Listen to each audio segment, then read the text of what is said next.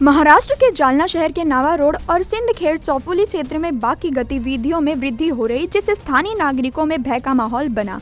One विभाग ने पुष्टि की कि रात के समय इस क्षेत्र में बाघ को देखा गया। इसके अलावा कनकनेश्वर महादेव मंदिर क्षेत्र और वन विभाग के कार्यालय के पास भी बाघ दिखाई दिए।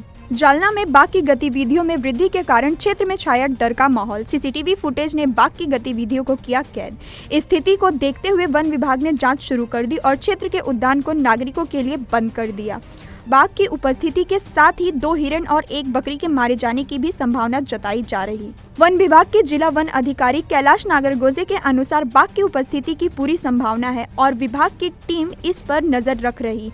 नागरिकों से अपील की गई कि वे सतर्क रहें और अनावश्यक रूप से जंगलों या उद्यानों के पास न जाएं। वन विभाग की टीम बाघ की गतिविधियों पर कड़ी निगरानी रख रही है और सुरक्षा के लिए सभी आवश्यक कदम उठाए जा रहे हैं। आगे की कार्रवाई के लिए वन विभाग की टीम बाघ के ठिकानों और गतिविधियों का पता लगाने में जुटी है, ताकि इसे सुरक्षित स्थान पर भेजा जा सके और नागरिकों को सुरक्षित रखा जा सके।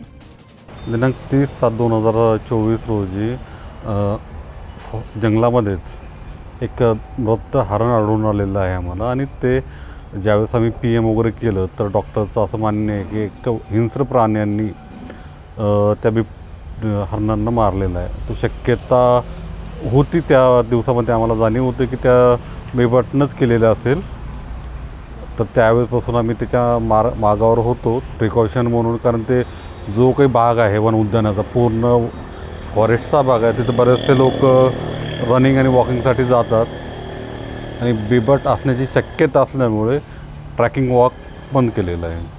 प्रथम पाहिलं असता त्यांच्या CCTVमध्ये तो बिबटच आहे असं दिसत आहे। त्याविषयी आम्ही तपास करत आहेत। तपास झाल्यानंतर आपल्याला सांगू आम्ही। सध्या तर आम्ही जिथे पाहिलेलं आहे तिथं बिबटचे पगमार्क वगैरे काही दिसलेलं नाही आहे, आणि ज्या ठिकाणी ज्यांचा व्हिडिओ आहे, ज्या घरापासला व्हिडिओ आहे त्याच्या आजूबाजूची पाहणी केली आहे।